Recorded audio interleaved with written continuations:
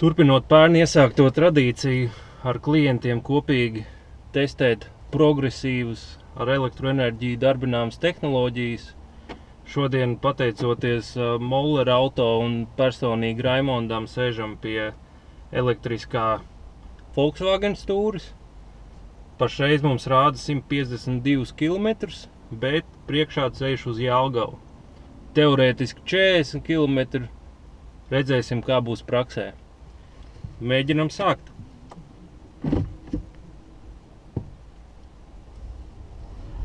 Skaņas nav, kā klasiskā elektromobīlī. Protams, tāpat kā jebkurā mobīlī jāsprādzējās.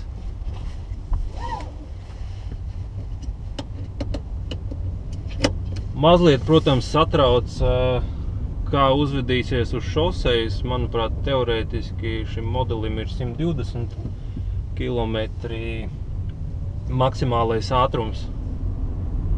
Bet, protams, Latvijā jāievēro 90 km, tā kā jebkurā gadījumā būs interesanti.